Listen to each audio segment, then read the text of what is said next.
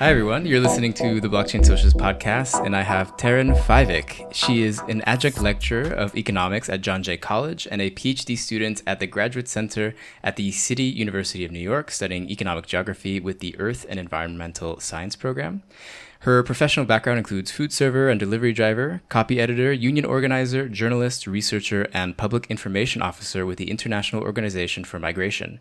And she also recently attended the Bitcoin Miami conference and was probably one of the very few communists at the actual event. So very curious to hear her perspective and how that all went for her and what she thought about it, especially considering her research interests. So hi, Taryn, how you doing? Hi, thanks for having me on. Of course. Maybe to start off, could you give an introduction to yourself in terms of the activism that you've been doing, as well as your research and politics? Sure. So I originally became involved politically around the time of the 2003 invasion and decimation of Iraq by the United States. That's where I became sort of politically aware. As an anti-war activist, I decided that the most decent thing for me to do would be to learn Arabic, because I thought it was only fair that people should understand what folks were saying on TV when subtitles weren't provided for them. And that led me down a path of Palestinian solidarity activism. I lived in Palestine for some time, and that sort of led me to an interest in what I guess geographers and especially economic geographers would refer to as uneven development, right? Why is it that some parts of the world people live one way economically and people live another way economically in other parts of the world? And so this met quite nicely with my interest in anti-war activism, as I'm sure you could imagine. I decided that I would go off to London and I would study development economics at the School of Oriental and African Studies, where I also became involved with Occupy at that time. So I was in London and I was involved with Occupy London, and I felt like that was a really interesting experience for me. I learned a lot. And then from then on out, I just sort of continued my thing. Had you heard of Bitcoin while you were doing during Occupy? Oh, yes. I first heard about Bitcoin. Actually, I think when I was working as a delivery driver, so that would have been right back at the very beginning of things. Or no, not when I was working as a delivery driver. Sorry, I was still in Central Florida at the time. But I heard about Bitcoin because a lot of the people that I hung out with when I was going to high school and to some extent in college were nerds. You know, I was a nerd. We were all very interested in computers. We were interested in programming. We were interested in peer-to-peer technologies, especially. I came from the background where you don't have to buy anything online, you can just torrent it. Yeah. And so I heard about it long before Occupy, but I think at that time it was sort of a libertarian pipe dream, right? People didn't expect for it to take off in the way that it did. So that's when Mm. yeah. Okay. Yeah, but I actually, sorry, so I actually became more interested. So let me put it this way. Because at first, when I heard about Bitcoin, I'm like, okay, that sounds like a libertarian pipe dream. It's really wrapped up in like Austrian economics, etc. Fix the money, fix the world kind of stuff. And then I became more interested in cryptocurrency more generally when I was in Venezuela. So I was in Venezuela in 2017 um, as part of a conference, a regional conference. And there, the Venezuelans were rolling out this thing called the Petro, right? So Venezuela suffers under really onerous sanctions levied by the United States. And it's very difficult for them as an extremely rich country, right? They have a lot of mineral wealth, they have a ton of oil, they have diamonds, gold, the whole shebang. I mean, the country is just really rich with resources, and yet they were dealing with this economic war that was being levied on them, led by the United States, backed up by the OAS.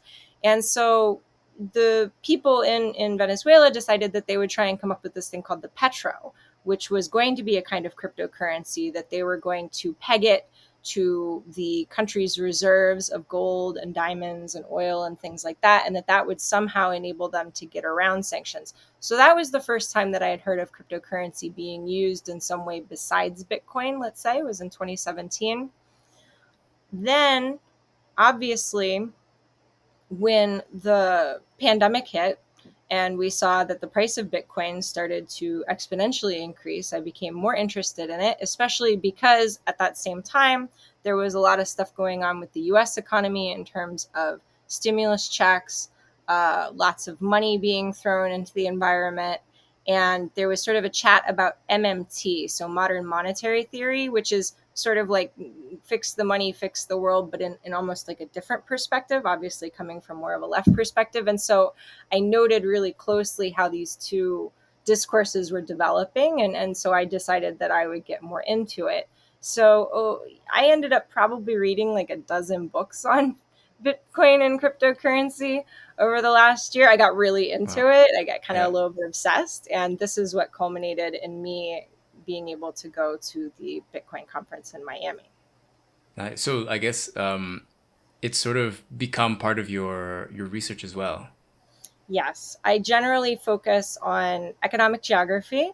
So I focus a lot on how certain parts of the world seem to almost suck up value and suck up wealth and then, turn it into built environments. And those built environments act as financial assets on the world market. They underpin pension funds. I live in New York City. And so obviously gentrification is a hot topic here. But I'm not just interested in how it plays out on the urban scale. Obviously, I'm really interested in how it plays out on the global scale as well. So Bitcoin, and I've had some discussion with people because they'll say, well, I thought you were studying Hudson Yards. And it's like, yeah, I am studying Hudson Yards. And yes, on its face, Bitcoin does seem really, really different than, the world's, or not the world's, but the country's biggest private development as of today. Yeah, there are some differences there, but in terms of capital flow, in terms of where value gets stored and how it moves, I think it's not that far off. So, yeah, it is Mm. a research interest for sure. And I hope to be exploring a lot of it. And I want to try and connect it as much as I can to uneven geographical development. Eric Adams just won mayor, or he just won the Democratic primary in New York City. And New York City's kind of going through a tough spot right now. And Eric Adams also stood up and said that he wants to make New York City one of the friendliest Bitcoin cities in the world, which I think is rich because obviously there are a lot of regulations in New York, but we'll see how it goes. I think there definitely is a connection there. I'm just trying to suss it out exactly. Yeah, I thought that was really interesting to hear. It's like there's almost like a battle between cities for like being the Bitcoin capital, at least between Miami and New York, and it's probably others as well. I don't know. Yeah, no, they're putting themselves out on the market. Yeah.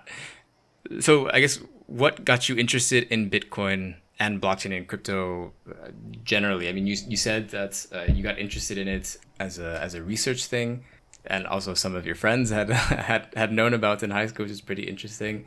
Mhm. I don't know if you wanted to talk about some of the stuff we were talking about earlier in Grundrisse or not. Oh, right. So I've had the privilege of studying with David Harvey, specifically the Gundrisa. He does a really excellent course. I think that you can probably find it online at this point. But I got to do a really close reading of the Gundrisa with Harvey, which is great because I think the first time I ever saw David Harvey in person was at Occupy London, and so it kind of made a full circle for me in terms of my life. And I always found his writing to be very approachable when it comes to analyzing Marx. Um, and so I read the Gundrisa really really closely with him, and I came away with a renewed appreciation for Marx's methodology. I think it's interesting because in Capital, Marx starts off by writing about the commodity. That's sort of his point of departure for his argument and for his type of thought. But in the Gundrisa, Marx starts off talking about money. And the simplest explanation I could come up with is because Marx was broke, right? So Marx was living in pretty crippling poverty in London. He was losing children to poverty. They were dying of tuberculosis, etc. And obviously, if you're in that kind of position, money means a lot, right? Money is the way in which you keep your family alive. And I think that anyone who's ever worked service sector jobs or who has ever had to really, financially struggle, money becomes a real point of focus, becomes a real point of concern. But because money exists as a fetish, it's a relational thing. It's not like there's anything inherent to money that gives it value. I am always very concerned that people lose sight of the forest, or sorry, what do they say? Can't see the forest for the trees, right? Something like that, where people don't understand exactly what role money plays. They get a little bit almost distracted by money. It becomes something like a red herring. When people can't afford to live under capitalism, they say, well, the answer must be that I need more money, right?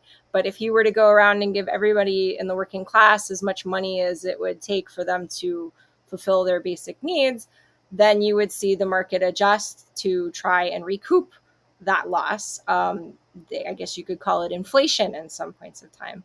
And so it's not the way to fix everything. Money is not the way that you fix the world.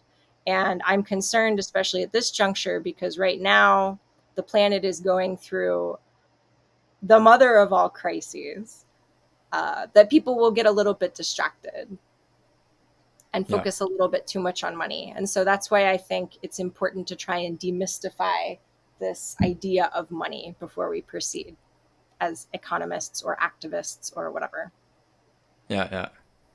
Um, okay, so now I want to ask you about your experience at the Bitcoin Miami conference, because I imagine I've been to these conferences before, and sometimes certain parts of it can be like a little bit intense and a bit cringe and a bit strange. So I guess can you walk us through? I think was it like 3 or 5 day conference? What would that was like? It was really only a 2 day conference. Um, and I have a pretty strong stomach for this sort of stuff. Obviously, I am white.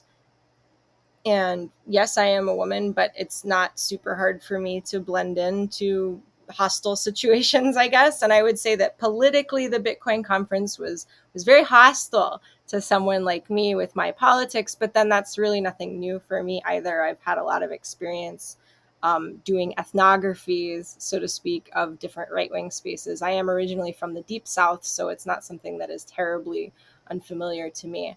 Um, it was I was fairly shocked by how many people were there. I think there were 14,000 people there. That's what the organizers were saying at the end of the day. And I think that the last conference that Bitcoin Magazine had or something, there were like 1,900 people there. And so a lot of the logistics involved with the conference were really messed up. And I think it was a problem with scaling up, right? Like when we're going to talk about Bitcoin, we're probably going to talk about scaling up. When we're going to talk about crypto in general, you talk about scaling up. Here was a problem with scaling up because I think they had like 10 people working the conference for Wow. 14,000 people. The first day, they had us sort of stand in line for 3 hours in the blazing hot Miami sun while they tried to get everybody inside. And that was sort of a taste of things to come logistically. It was mainly overwhelmingly white, overwhelmingly male. There were lots of people there from many different backgrounds. I thought it was interesting the sort of contradictions that the space was holding, because on one hand, you would have somebody from the Mises Institute who's talking about how they want to keep the suits out of Bitcoin. And then, fast forward 2.5 hours and he's interviewing a senator on stage. You've got people who are really hardcore free speech types, libertarian types. And then there's Jack from Twitter on stage, and Jack's the guy who basically banned Donald Trump from Twitter. So again, the contradiction. Did you see was who was it like Laura Loomer, like one of those right wing Yeah, I wasn't in there for that. Again, like the logistics of the space were really challenging. The first day there were a lot of big names headlining, and because most of the people were standing in line, I think that most of the people were not able to view that setup. So I didn't catch Jack, but I did sort of think to myself, "Oh, it's interesting that he's here." And of course Laura Loomer is there, but and then there was the piece too where this is supposed to be something that is free from state control. And yet you do have senators and you do have Congress people who are speaking at the event. You do have people who are basically showcasing their state, being willing to shell out lots of tax write-offs, lots of public benefits for you to relocate your Bitcoin business there. So that's an interesting contradiction. And then, of course, there's also Ross Ulbricht, who actually, I don't know if you know, I'm sure you Yeah. know a lot about him, but Ross Ulbricht being the founder, so-called founder of the Silk Road, he actually gave a 20-minute audio address to the conference. Not once, but twice. They replayed the address both days. And so that was also a contradiction, because this is a guy who's in prison for basically the rest of his life, and he's following the senator and the congressperson on stage. So it's just an interesting kind of whole shebang of contradictions there. So yeah, that was what concerned me the most. That was what I was the most interested in, and I thought that the panel that kind of summed it all up for me was Tony Hawk's panel. So Tony Hawk was at the conference, and I think it was like $5,000 for your Tony Hawk ticket. You could meet and greet with Tony Hawk or whatever. And he gave the keynote on the second day, and his talk was entitled "When Counterculture Goes Mainstream." And it was basically a talk about how proud Tony Hawk was for selling out, right? Where he was like, what's the problem with me doing endorsement deals for McDonald's? I love McDonald's, I love Subway. I'm so happy to make money doing what I love. And that is like, embracing this sort of sellout culture. And I thought it was interesting that they had him on stage, because that was definitely the vibe for the whole conference. It was like, okay, so you had a lot of fun. And now here are the big boys. You got people from Goldman Sachs. You got people from Ernst and Young. You've got people from all these Wall Street kind of corporations. You're making it big, and now this baby that you have been obsessing over, that you've been posting about, that you've thrown all of your life savings into, your whole life into, is now being taken from you by these bigger interests. And so it was really interesting to kind of suss out how that was feeling in the space, let's say. Yeah. Did you have any conversations with anyone like pointing out those contradictions and to try and get any general feeling No, from people there? No, I didn't really feel like that was necessarily the best use of my time or my energy in that space, because like I said, there were lots of sort of right-wing people there. I would overhear people saying stuff about women. And I was just like, yeah, I don't really feel like I need to sit anyone down and talk to them about the contradictions. And it is something also that sort of um, sat with me for a couple of days afterwards. I think that plenty of the people there were actually openly speaking to the contradictions. They understood which way it was going, but the fact that it was sort of outside of their control at this point, I think speaks to the larger nature of capitalism being pretty much outside of lots of people's control. It's a class thing, right? It's not like you can just sit there and say everything needs to be open source. That's the ethically correct position to make, and then everyone says, well, yeah, I guess that is the ethically correct position to take, and so we're going to make everything open source. That's not how business operates. That's not how the world operates. You can't cordon yourself off from the rest of the world. If Bitcoin is going to become bigger, then it is going to necessarily have to be a part of the rest of the world, and it will be influenced by all of the present different power imbalances and power structures that exist within capitalism. So Yeah. I've been sort of, I have like an extremely crude sort of dialectical analysis. You can tell me if it's bad or not.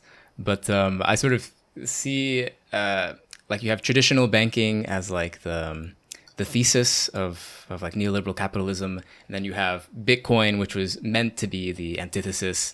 And we're just sort of seeing the contradictions of this synthesis, which has a lot of contradictions, and doesn't really it's presumed as an antithesis, I guess, but it isn't. If you when you I mean, there's it's something that's very co-optable at the moment. yeah, I mean, nothing is created in a vacuum. Nothing is developed in a vacuum. Everything is relational to everything else. Even if people want to believe that it's the antithesis. It's not.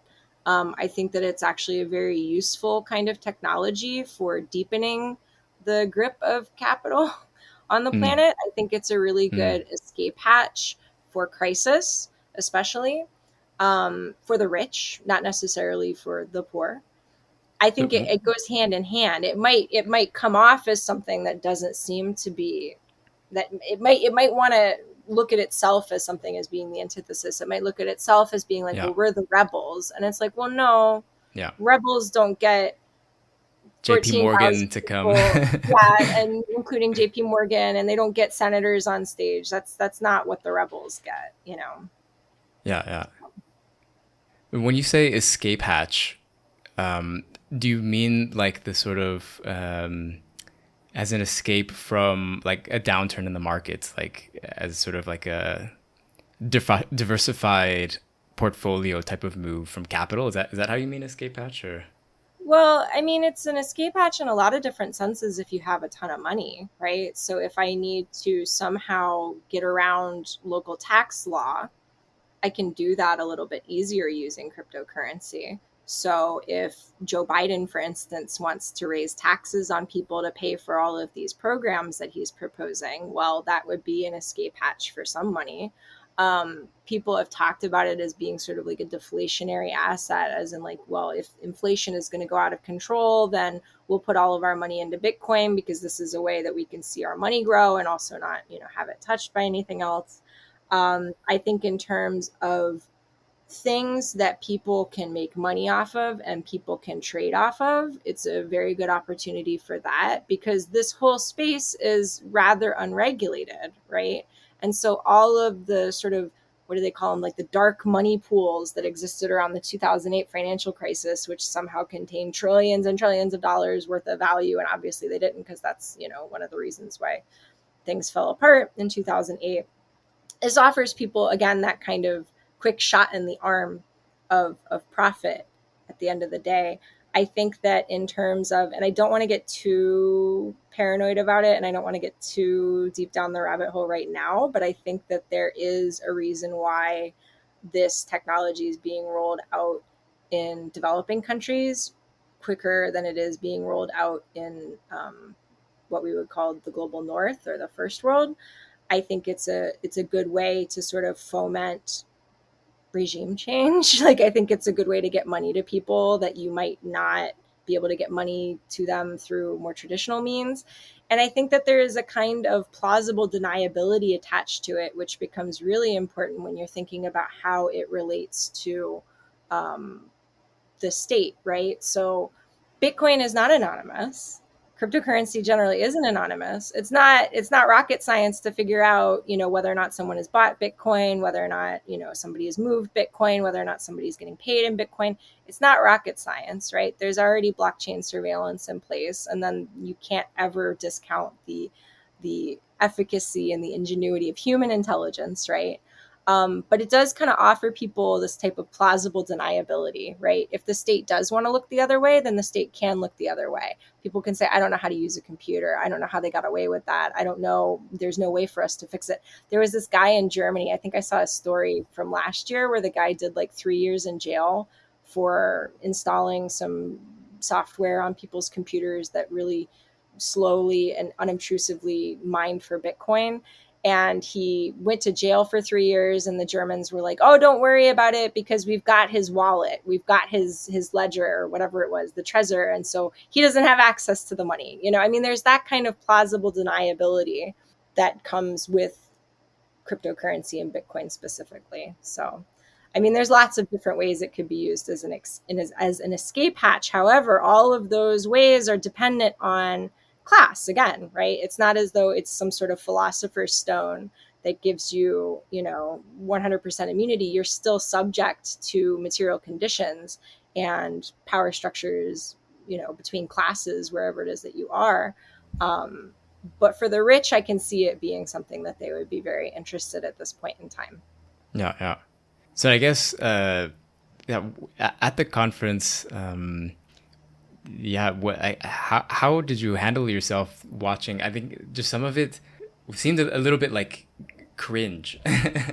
Like how do you write notes on something which is so it's almost it's just like so surreal, I feel like, and so like yeah, I imagine doing academic work on like, you know, some of the people that would be there would just be like a deeply profoundly like psychological type of work that you would have to do to like to have any idea what their psyches are coming from. I mean, I'm Yeah. sure you could probably make like class-based structural type of assumptions, but or analyses. But I'm curious how you did that.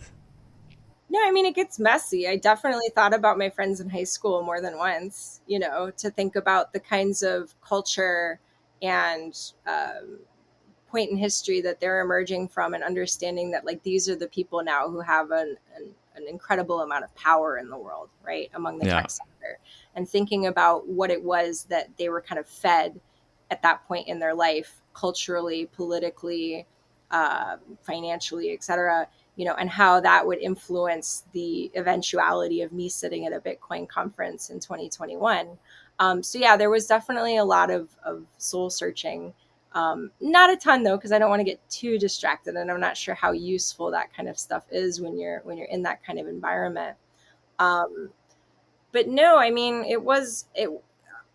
I guess it would be cringe if people felt one way or the other about it.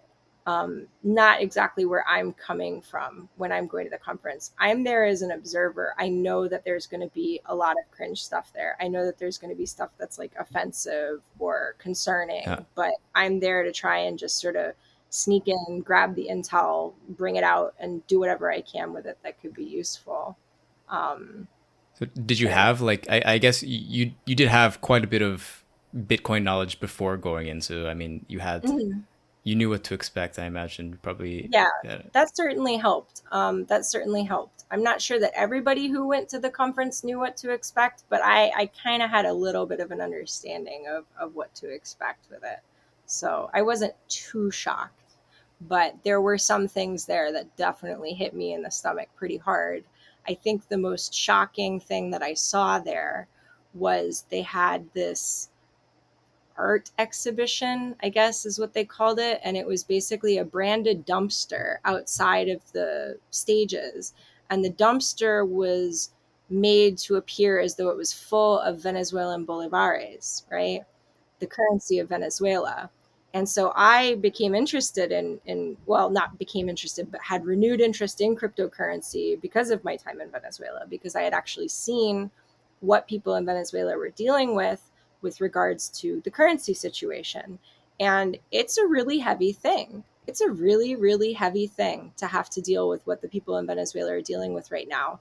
And to see it trivialized in such a way, it was called the trash cash dumpster. And I was like, why couldn't you just put dollars in there? But they didn't put dollars in there. They put the bolivares in there as if some weird alien from outer space had come down and just devalued the currency overnight, not seeing it as something that the senators and the Congress people that they were having on stage and the private sector people on stage had a real part to play in it. You know, this idea of fix the money, fix the world doesn't really get to the heart of what the problem is. And I thought it to be very concerning, very distasteful. And I was very concerned about how on one hand you would have a panel where they would talk about how Bitcoin is going to help foment regime change in places like Cuba and Belarus and Venezuela.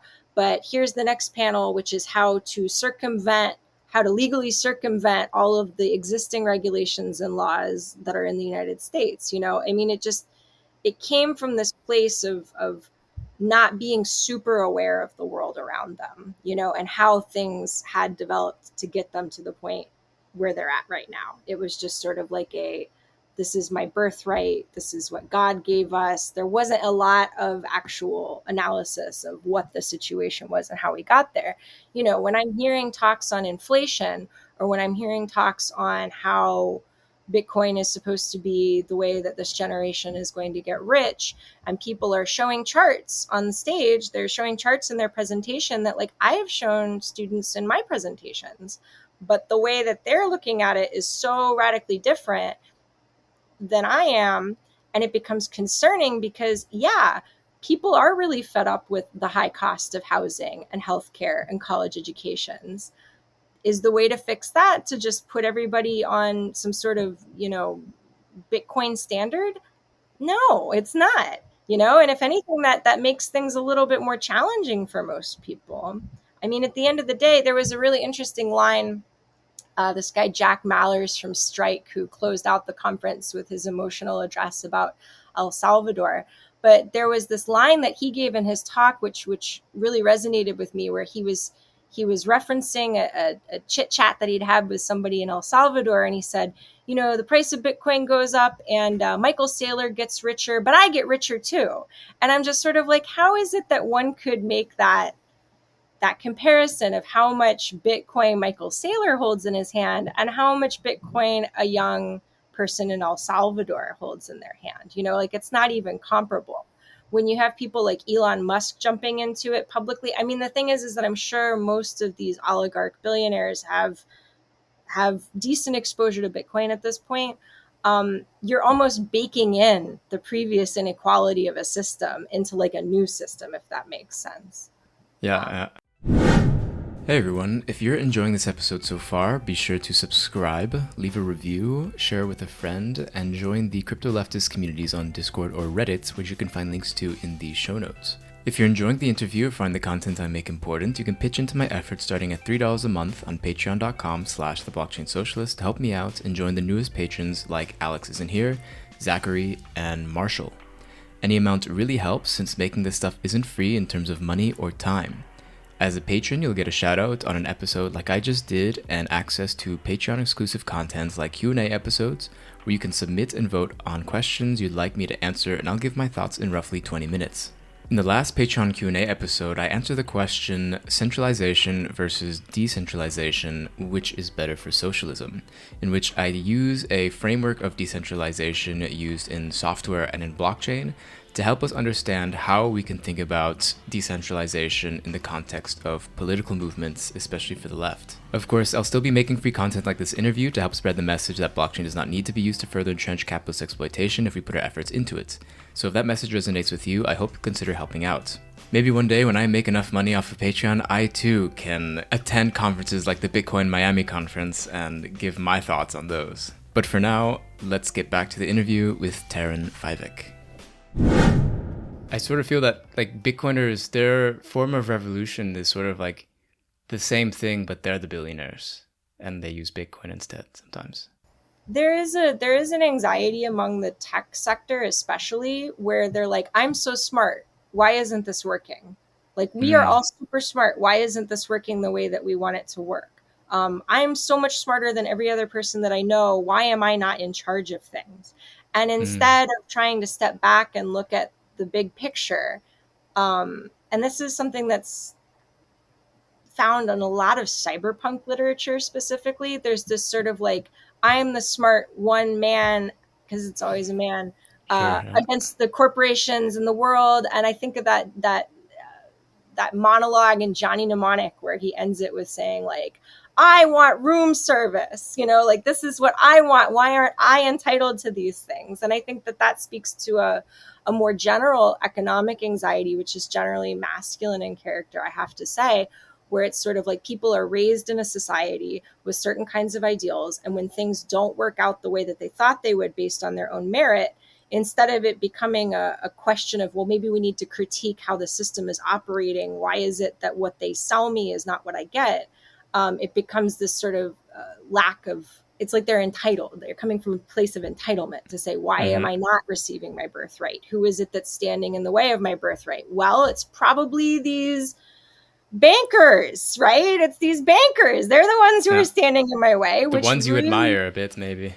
I mean, but it skirts really close to sort of this classical notion of European anti-Semitism, where it's like, oh, it's the bankers, and they had this whole art gallery part of the conference where there was like tons of different art available. And if you want, I can send you some photos that I took of some of the art, but you're just like, whoa, that's a little off, and that's a little bit much, but that's where people are coming from. So yeah, I'd be interested to see them. Yeah, I can send them to you when we're done with our talk. Maybe you can put it up on the on the page wherever it is that you're going. Yeah, sure. It's pretty rough. Right. Yeah, to the point about Venezuela, that was interesting. It's sort of, they don't have to say socialism, but that's what everyone's thinking. I guess is why they have they do the boulevards thing. It's a very classic. I mean, it's like they're just taking all the memes from Bitcoin forums and just like giving some sort of representation to them at the conference, so that they can finally live like the fantasy life that they have on r/Bitcoin. They can sort of play some of that fantasy through the arts at the conference. Yeah, I don't study memes, but I have a friend of mine, Gavin Mueller, who works in the Netherlands, and he does a lot of work on internet culture and stuff. And there's definitely a deeper significance to memes than it just being like a really janky looking file that you make in Paint. I mean, it is a pretty strong and powerful representation of politics. Yeah. And I think that them trying to bring that into fruition, it doesn't really surprise me. It is how people are thinking. It is how people are creating in a lot of ways. So, and it Yeah. is how thought becomes constrained when we're looking at these issues, right? You can't think outside the memes. You can't memify it. Then what is it there for? There's I don't know if you follow much, especially in like the Ethereum space. There's a lot of sometimes there's a meme about memes where we're going to meme this into existence, and there's this big online conversation about memes. I mean, that was Donald Trump, right? It's this it hasn't gone away. 2016 in people's minds. Yeah, but I mean, people think of the online space as being something that's totally different from what we used to call meat space when I was a kid, right? Mm. They think of you being in almost a totally different realm with totally different rules. I think that, it's interesting because from like a broader perspective, and I was really in love with the internet as a kid. I was really privileged enough that I had access to the internet when I was pretty young, and I had the ability to, teach myself some basic code, see how it was, how the computer worked, and I feel like there's almost like a generational gap between me and people who came after me where they don't really know how a computer works. It's just there and they kind of assume that it operates and that it's going to do certain things. There was a tweet like last year or something where someone was complaining about the gatekeepers at Adobe because why can't you just give out Photoshop for free? And it's like, well, I came from a background where we just downloaded Adobe. Like you didn't have to go through them. There were ways to figure it out if you understand how the thing works. Likewise, when I think that lack of understanding and how the thing worked was pretty much concurrent with what they call Web 2.0, where you have the walled gardens of the internet now, and everything is going to be super regulated, super constrained. Everyone's going to follow you around and stuff. And I have felt some kind of way, a little bit of heartbreak about how what I saw as a child, the revolutionary potential of the internet became absorbed into this greater beast called capitalism. But now that I'm older and I've read Marx and I've done some research, I understand how that's like inevitable, right? I feel like Bitcoin, likewise, to a lot of folks there's this revolutionary potential that they believe Bitcoin has, right? And it's just like the internet when the internet started out. You didn't have to be connected to your name. You didn't have to be connected necessarily to your gender or your race or your class background or whatever. If you were smart enough to get online, if you were smart enough to code, then you were part of this sort of elite. I mean, that's what they call themselves, right? The elite. That wouldn't be judged. And then you had the Mark Zuckerbergs of the world, the Jacks of the world, the Tony Hawks of the world who are ready to cash in, right? They're ready to cash in. And people get hurt. They get hurt about that. But it's like, well, that's how it was always going to be. And likewise with Bitcoin and cryptocurrency more generally, like, yes, people are really excited about it. There are a lot of people really excited about it, not just Bitcoin, but all these possibilities of blockchain and crypto in a broader sense, et cetera. And, that's good. It's just a shame because all the people who are going to come in afterwards are going to cash in off of that genuine passion and enthusiasm for the technology. And people will sit there and say, I was dispossessed of this. It was stolen from me. It's not fair. And it's like, yeah, but that's why people do what they do. That's why there are socialists out there, is because people do understand that the system isn't fair as it exists, and that you can't just come up with a good idea and have it suddenly be the most profitable one in the room. That's not how life works. So Yeah. I don't know where the crash is going to come for them. The emotional crash, not the financial crash, but the emotional crash for them, I think, is going to be pretty tough. And I feel like that's why they had Tony Hawk on stage, is he was supposed to sort of midwife them through that difficult emotional process and say, it's okay. It's Like, okay. I've been through this, you know. I've had fame. I've been the top skateboarder. I know exactly what you guys are doing. And now I'm selling out for McDonald's. I and people judged me for it, but and this was also really significant too, is he's like, nowadays skateboarders, when they take endorsements or when they do, commercial deals or whatever, they're not given the same kind of hell that I was given, because I paved the way for them, right? I was this trailblazer of selling out. And so you too can be the trailblazer of selling out, kind of thing. And it was just like, because there's nothing they can do about it. They can't go back in time. They can't pull it back. I mean, Yeah. now, there's a really good book that I read as part of my bibliography, this book, Money Code Space. And I don't have the author's name right off the top of my head. I feel bad now. Should have brought it in here before we started. This book called Money Code Space.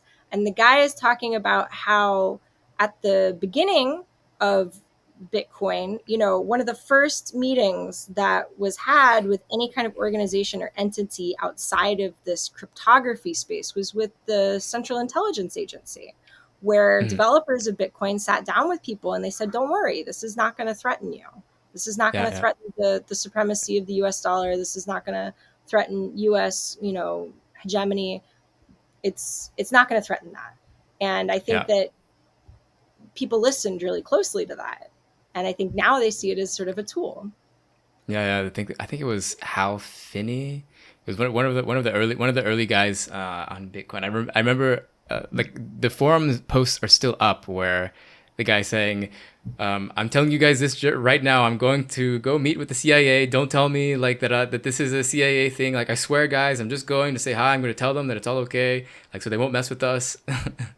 Yeah, because I mean, if it was actually, because if money actually could fix the world, and by fixing the world, we want to be as mass and as unifying as possible and say that, it would give people an equitable chance at being able to live a healthy life. If money could do that, then they would have stomped it right out at the beginning.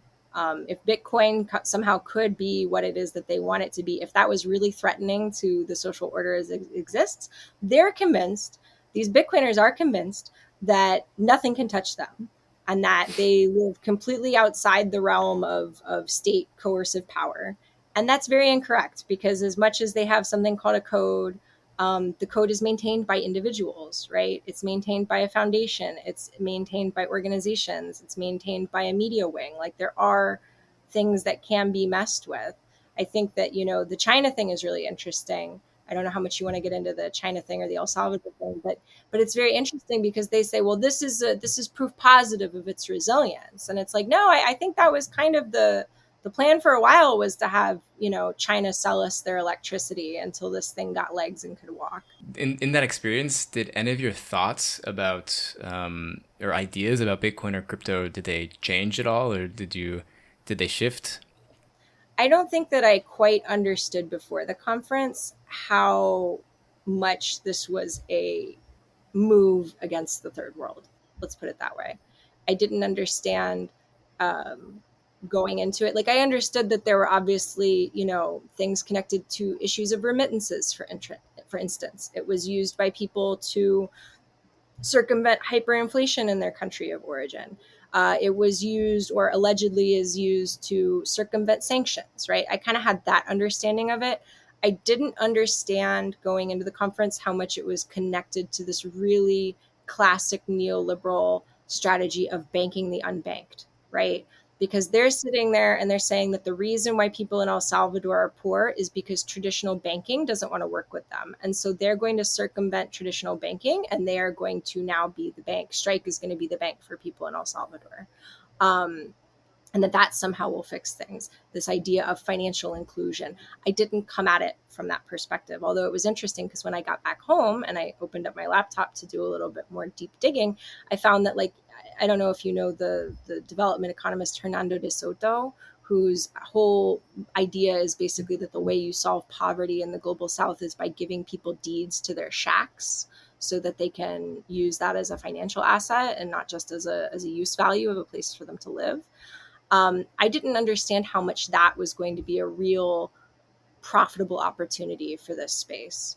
And I think that the closing keynote from this guy, Jack Mallers from Strike, who is talking about El Salvador adopting it, that kind of brought it home for me. I actually went back and I did some pretty not super deep dive research, but I definitely read up a little bit more on El Salvador than I had in the past. I saw this new kind of thing emerging, how it was going to give, technologies like this are going to give capital access to populations that they might not have had access to before because of state regulations, because of banking regulations, right? There's a reason why those things exist generally.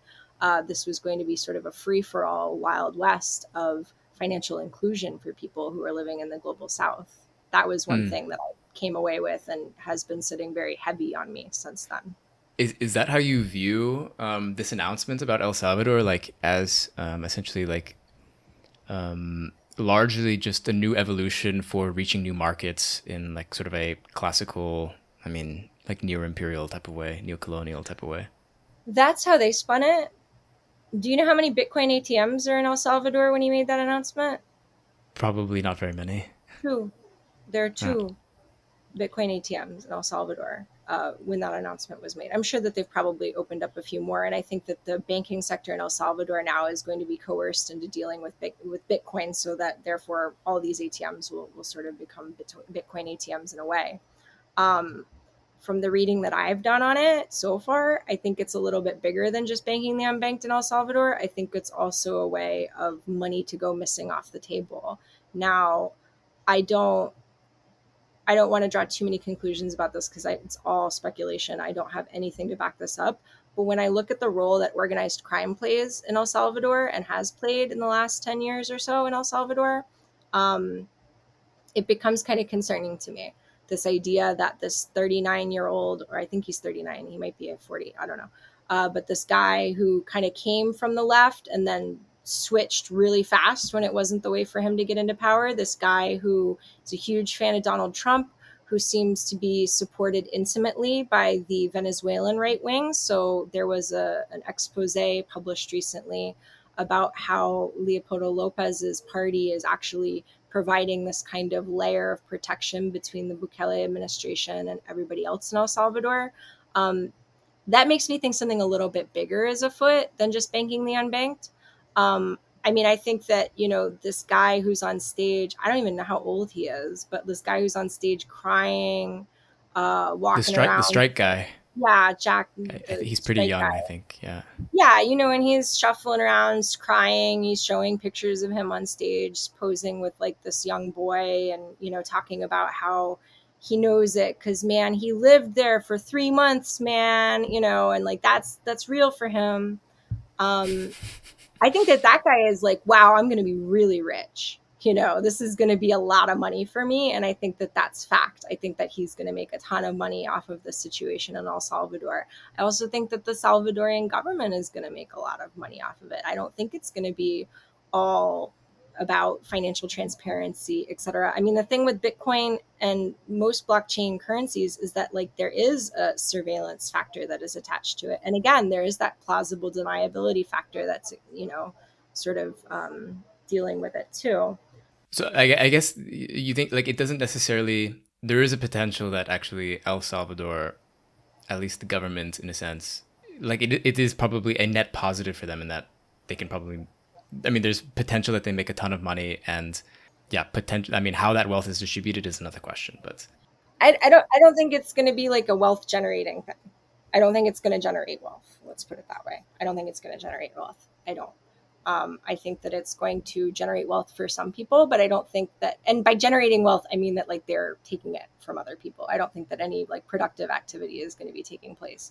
I mean, when I look at El Salvador, do you know what the major export of El Salvador is? It's t-shirts, right? It's t-shirts. And when they're talking about how they have a remittance-based economy and how they're having trouble keeping people inside of the country, I'm not sure that switching from the US dollar to Bitcoin is really going to like fix that for people. I don't think that suddenly it's going to be known for exporting, technology and innovation. I mean, if it did, well, then I would stand corrected. But, there was a lot of this discussion going on with Honduras after the coup in 2008, I think it was, where Honduras was now going to sort of be a center for free market capitalism, the sort of libertarianism. They were going to privatize cities and basically make them into special economic zones. And this was going to generate a lot of financial activity within the country. And that didn't happen either. People got rich off of it, but it didn't get the country anywhere.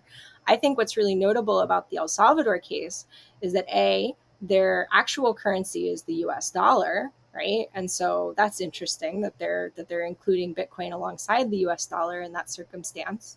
And then the other piece is that like I don't think that sorry, pause, cut. It's like an experiment, right? I mean, this in El Salvador is an experiment. It is in the US's backyard. They have a pretty good idea of how things are running in that area. And it can be seen as sort of an experiment. What happens when you drop Bitcoin on top of a dollar economy? How does that operate? And yeah, like somebody's going to get paid off for it, maybe. People are going to get rich from it, but how is that going to affect things? One of the things that I was really interested in around this, bull run for Bitcoin happening when it did during the pandemic is that I was looking at how different countries were handling their currency crises at that point. And I don't know if you know anything about the Cuban economy, but the Cuban economy has two different types of currency. They have a currency that is local, a CUP, and then they have a CUC, which is pegged completely to the US dollar. So if I was to go and visit Cuba, or if you were to go and visit Cuba, you would exchange your US dollars for something called a CUC, which is basically a one-to-one with the US dollar. Because of the financial situation during the pandemic, I know that the Cuban government went ahead and hurried up and rushed along dropping the CUC. So they actually put their own currency, the CUP, the Cuban peso, on the world market as a sort of a stopgap measure around what was happening with their economy, because obviously the tourism sector was shot. There wasn't a whole lot of foreign capital coming in, and they weren't able to buy what it was that they needed. And so they sort of dropped this dual currency system in the middle of the pandemic. And I thought that it was very interesting that meanwhile, in other parts of the world, you saw the emergence or the ticklings maybe of a dual currency system in a place like the United States, right? Where people are suddenly leaning into this cryptocurrency thing as being a possibility for the future. And nobody is sitting around and saying, oh, it's going to replace the US dollar. None of these senators, none of these Congress people are sitting around saying, oh, well, this is going to replace the US dollar. Rather, they were saying that it was going to act as sort of a solid foundation for the US dollar over time. And considering the fact that Bitcoin can go places that the US dollar cannot, that's something to sit with for a minute, right? That's something to sit with when we're thinking about how power is distributed globally, if that makes sense. Yeah. Is there anything to say, do you think, for the flip side of that, if we're thinking about maybe in a more, and maybe in a more positive context for us, like, is there anything to say for the anti-imperial potentials for cryptocurrency or for Bitcoin, do you think? I mean, like I said, I think that money is something that's... It's not going to solve everything, of course, but we have seen, Venezuela and Iran, I believe, who were trading with each other, potentially North Korea as well. I don't know. I'm just curious what your thoughts are on that. Well, I mean, I think that when you live under sanctions, that anything is better than nothing. I think that people who live under sanctions, and it infuriates me because I've met lots of people who are anti-war and they don't understand the effects of sanctions. They don't understand what sanctions do to a country, how sanctions basically murder people. They kill people. They don't allow them to have access to medication. They don't allow them to have access to food. It puts people in an extremely difficult position. It becomes really hard for the government or the state to try and maintain its legitimacy. Things become really, really stressful under sanctions. And so I think that however these countries that are withstanding, that are really surviving under these sanctions, under this kind of economic apartheid, I think that they are well within their rights to try whatever it is that they think is going to work for them. But I don't think that any single one of them think that it's going to be a long-term solution. I don't think that any single one of them think that it's not going to be tweaked or messed around with if it becomes something that's a little too good of a solution for them. I know that there are certain kinds of exchanges that have recently gone offline in places like Venezuela because they were accused by the US government of helping these countries circumvent sanctions. I know that there's a guy who is doing time right now because he did like a conference about Ethereum in North Korea, and that was considered to be material aid to people who were facing sanctions. Like, I think that if you could use it, then you'll try and use it. But I don't think that anybody thinks that it's an actual long-term solution for the problem.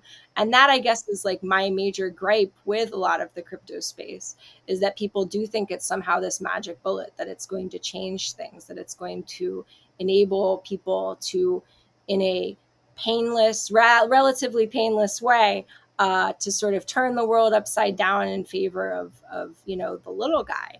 But I thought it was funny because, if people are saying, well, just wait and see, one day I'm going to get rich because Bitcoin's going to hit $1 million. And it's like, when Bitcoin hits $1 million, there's going to be a lot more that you're worried about than whether or not you've got money in your bank account at that point in time. I mean, there's just this sort of compound crisis rolling down the line between the pandemic and global warming and just sort of where capitalism sits at this dead end phase right now. And people, it's understandable that people are looking for a magic bullet. It's understandable that people are like, oh, if only we could get this money thing right, maybe it'll be a really easy fix and everything will go better. Well, Bitcoin takes too much energy to mine. Well, let's just make a tweak to it, or we'll get another cryptocurrency that isn't, going to be so bad for the environment, etc. It's understandable. People want to have a better life. People don't want to be living under the system that they're living under. But it's a red herring. It's not the way that you want to fix the world, there's no magic bullet to fix the problem. It's just got to be good old fashioned class struggle. That's how you're going to be able to fix this. It can't just be with money. Yeah. I don't know. My thing is that there is like this huge, like the American state and American capital are sort of butting heads a little bit in this particular niche of the world and what's happening. Like in especially America, I feel like it's considered like patriotic to be very rich, and to have made a lot of money. It's like that means you've reached the American dream. You are like truly an American to have become that way. As Marx says, it's your social power in your pocket. Yeah. So yeah. Like especially in America, I feel like. No, I just think it's interesting. I mean, I just wonder, like, for countries that are dollarized, like if you are a very poor country, and even if you say you are a very poor country and you are, are waging some sort of communist struggle, but you are in such a place where you cannot, like, you're not going to immediately, move into communism as maybe you would want, and you have to have these stages in between, considering to use Bitcoin or anything else. I mean, any sort of monetary thing, just considering like the amount of economic violence that like sanctions put on, and the amount of economic violence that I imagine dollarization does to a lot of these countries as well. I only say this just because I think we have, of course, the tendency on the left is to just sort of like be like, no, just like get it out of my face. We shouldn't be talking about this at all. It's like it's a pipe dream. It's a Ponzi scheme. We shouldn't really be considering it.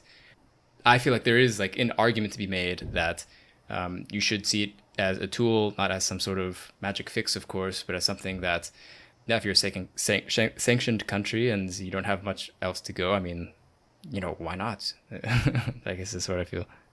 I mean, like, yeah, it's a tool, and sometimes you need a hammer, and sometimes you need a plow, and sometimes you need a scale, and and so I'm all about people who are struggling doing whatever they can to try and make life easier for them, to win that space to be able to move forward. And I do think that the technology itself, just like the internet, there's nothing inherently good or bad about it, right? Like I'm not a Luddite, I can look at things as they sort of exist. Although the Luddites were interesting people too. I don't want to put shade on the Luddites. But it's like, I think it's interesting to study these things from a left perspective if I want to think about it positively, as opposed to me just sort of roaming around trying to figure out which hole capital is going to scurry into next. I think that there is like a worthwhile effort that could be made to think about the future, right? Is this a kind of technology that can be utilized in the future under more, agreeable conditions? Absolutely. Of course it can be. Yeah, no, this stuff is definitely revolutionary in terms of technology. In terms of society, I'm not sure that it's necessarily anything that's inherently progressive just because of the technology. And of course we can see the people around it or what have you. But like, yeah, of course it is. It's a big step forward in terms of the internet. It's a big step forward in the way that we conceptualize, the economy and the international nature of the world market. I mean, there's all sorts of stuff that you can look at it and be like, oh yeah, that's really cool. And maybe that could be useful in 50 years or in 25 years or in 100 years or something. But do I think that that's a replacement for the good old fashioned, like getting your hands dirty and trying to, Sure. Yeah. fight this thing on the ground? Yeah, I mean, it can't replace that. I do think it's worthwhile to study it. That's why I'm studying it. I think it's a shame that more people on the left aren't studying it. I'm pretty certain that there are more people studying it in countries where English is not their first language right now, who are in the global south, who do have a pretty solid understanding of it. So I'm not worried that it's completely going unseen by the left, because there's lots of the left that I can't, necessarily easily communicate with. But yeah, so I think there is a utility in studying it. There is a utility in following it. I just think that, like any other tool, again, you could create this perfect invention, and is it going to take off? Is it going to find root anywhere? Well, that's all dependent on the material conditions in which it comes to the world, how it was Sure. Yeah. developed, and then how it's adopted, right? So we have to think about it as a tool, but in the strictest sense of the word, right? Like, there's a gun. A gun is a tool. I hate guns. I don't like guns. I don't get anywhere near guns, but it's a tool, right? It can be used for many different things, right? It can be used in a progressive struggle. It can be used in a lynch mob. Like, there's all sorts of different ways to look at it. It is human ingenuity. It is humanity sort of moving in one direction or another, and that direction that humanity is moving in is based on material conditions, based on historical materialism. Like, there's all these things that kind of factor into it. So again, like, I don't sit there and have some sort of moralistic perspective on it. I Yeah. have a Yeah. moralistic perspective on the world, not on this kind of technology. So Yeah. I don't know. Is there anything else you would want to say to maybe people on the left who are more skeptical I'm more skeptical of what? of even like entertaining the thought of this space? I don't want anybody to get too caught up in the inherent moral nature of one thing or another. I think that every single person who is involved in the struggle has a role to play. I think that people should seek to contribute in whatever way they feel they are the strongest in contributing. And you can let other people make the decision as to what kind of priority that is, because that's how it will be eventually anyway. You are only speaking to the needs of the present conditions. And so people who are running a labor union might not have a whole lot of use for it right now. They might prefer you to stand out on a picket line with them instead of go around and have arguments with people about the potential of the blockchain. And that's fine. That's what you should do if you're asked to do that. But if you've got nothing else to contribute in this space, the left definitely needs better programmers. They definitely need people who know the back ends of this stuff. They need people who can build websites. They need people who can find money, you know? And I think that, it's like, yeah, this whole idea that Elon Musk is not taking Bitcoin anymore because it's bad for the environment, that he's not letting people buy cars in Bitcoin anymore, which might have something to do with the fact that Bitcoin just, like, is really volatile, and probably saw what was happening over the last 3 months and said, oh, I don't know if I want to start sell cars like that at this point. But the idea that he's attaching it to this kind of like environmental degradation, that's silly. I mean, it makes sense for him, whatever. He wants to dress it up, not as business, but as him caring about the environment. I mean, look, people use dollars. There's nothing more blood soaked than a dollar. But if I need to run down to the store and pay for copies, I can't do that by, I mean, ideally I could do that by persuading the workers to give it to me for free or something. But no, you live in a society, you have to use money, you have to use the technology that's at your disposal, because your enemies are using it. Now, not to become too infatuated with it as an end in and of itself, but you do have to contend with reality. And that means that you can't just be sitting inside all day, arguing with people on the internet, having one persona that exists online and then the persona that exists in your 9 to 5. Like these are all like compartmentalization. It's problematic for people. I think people just need to figure out what it is that they're doing well and try and put that to good purpose. So I don't know if there's any kind of currency that's going to fix the situation that we're in right now. Sorry.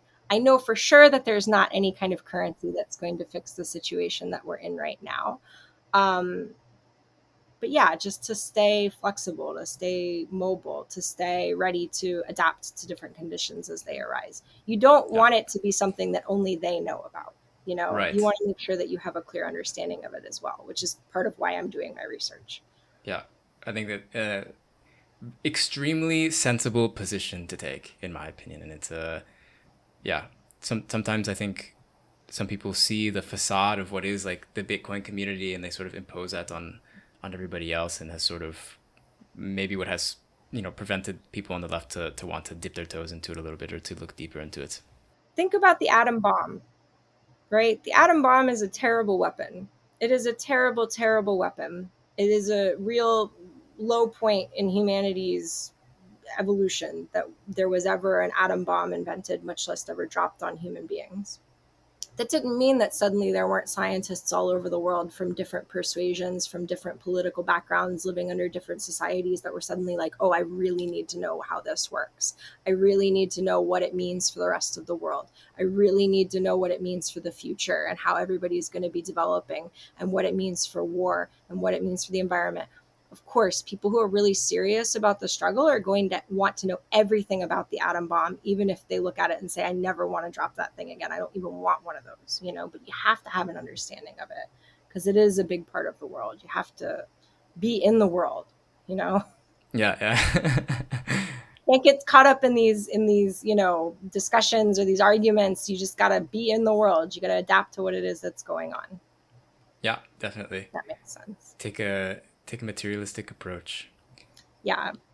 I'm actually going to be starting on a project that is somewhat related to my time at the Bitcoin conference, but I'm going to be starting on a project that seeks to write and publish basic financial literacy material from the left, from like a left perspective, from a critical, heterodox, Marxian perspective, so that people understand stuff like what is money, what is rent, what are wages, what is international trade, what are sanctions, so that everybody can get a basic understanding for that. Because I think that that's one of the big, huge problems with our education system, is that people don't know how things work anymore, right? When I'm coming up in my childhood, I'm learning about computers. I'm learning about how the internet works. I'm learning about code. I'm learning about how all these pieces fit together. And nowadays, people just sort of take it for granted. I think it's important for people to get a good understanding of stuff like what is money, so that at least they're not distracted thinking that that's the end all be all for them.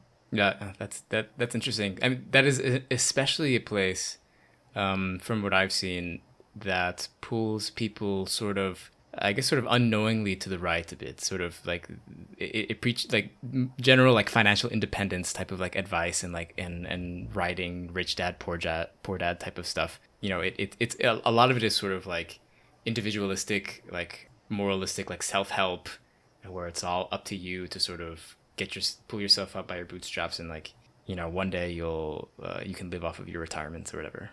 Right. But then there's also, from another perspective, the idea that people somehow think that your great Aunt Nellie renting out the room above her garage is a landlord, just like BlackRock is a landlord, right? Yeah. Like, it's important to not come at it with that sort of using these words and making them mean the same thing across all different contexts. You have to be able to read it within the context and know what's going on in the world. So That's about, I think I reached the end of my question. I don't know if there's anything else that you really wanted to mention or not, or else I'll just ask the last one, where people can keep up with your work. I think it's important for people to understand that we are in a really dire crisis at this point. Humanity, the planet, is in a really dire crisis, and we need to be as serious as we can be in figuring out what the hell is going on and then mapping out a really reasonable strategy and how to fix it. I think that learning about how technology is developing, how it is changing the way that people relate to one another, how it's changing our workplace, how it's changing our everything, is part of coming up with that serious analysis and that serious strategy. Very, very wise advice, I think. Thank you. I try. Um, so maybe to end it off, maybe you could share with people where they can keep up with you and your work. Sure. I'm on Twitter. I don't really like social media that much, but I'm on Twitter at Taryn Fivek, TarynFiv as in Victor EK. You can follow me on Twitter. And I guess like keep an eye out for this project, which we should be launching by the end of the year, this sort of financial technologies literacy center, which I hope will be a good resource for people for themselves, but also in their organizing. Nice. Is that the name of it? Financial and Technology Literacy Center? It's Financial Technology Literacy Center, I think is what we're going to go with. So All right. Cool. FTLC. FTLC. Yeah, it's the FTL. It's the faster than late. Yeah, sorry. I'm a nerd, like I said. All right. Well, thanks so much, Taryn. This was a really interesting conversation. I'm so glad I got to have you on and Awesome. share your experience of the Bitcoin Miami conference and all your thoughts and your research.